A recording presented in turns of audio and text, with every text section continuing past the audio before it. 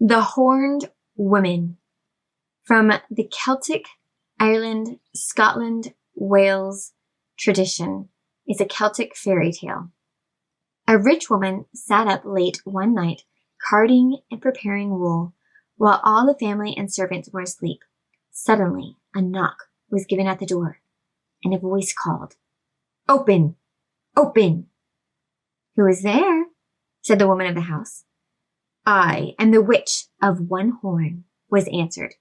The mistress, supposing that one of her neighbors had called and required assistance, opened the door. And a woman entered, having in her hand a pair of wool carders and bearing a horn on her forehead as if growing there.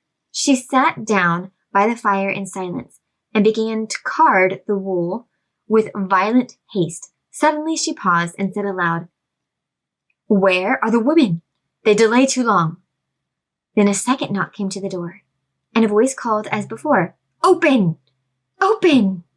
The mistress felt herself obliged to rise and open to the call, and immediately a second witch entered, having two horns on her forehead, and in her hand a wheel for spinning wool.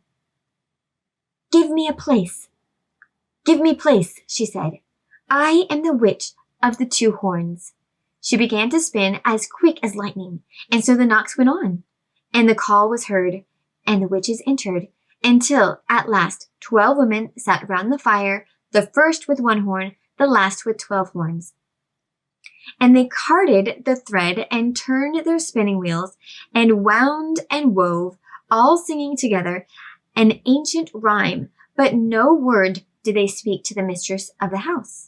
Strange to hear and frightful to look upon were these 12 women, with their horns and their wheels, and the mistress felt near to death, and she tried to rise that she might call for help, but she could not move, nor could she utter a word or a cry, for the spell of the witches was upon her.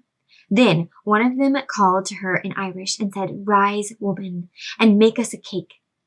Then the mistress searched for a vessel to bring water from the well, that she might mix the meal and make the cake, but she could find none. And they said to her, "Take a sieve and bring water in it." And she took the sieve and went to the well, but the water poured from it, and she could fetch none for the cake, and she sat down by the well and wept.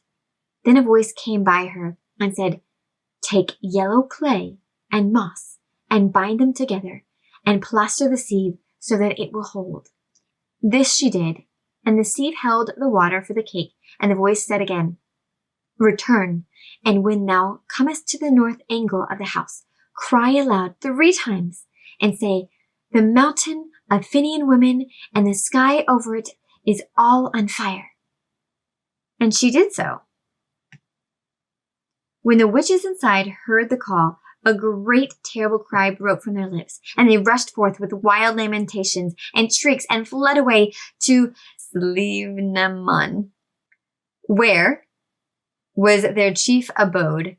But the spirit of the well bade the mistress of the house to enter and prepare her home against the enchantments of the witches if they returned again, and first to break their spells and sprinkle the water in which they had washed her child's feet, the feet water outside the door on the threshold. Secondly, she took the cake, which in her absence the witches had made of meal mixed with the blood drawn from the sleeping family, and she broke the cake in bits and placed a bit in the mouth of each sleeper, and they were restored. And she took the cloth they had woven and placed it half in and half out of the chest with the padlock.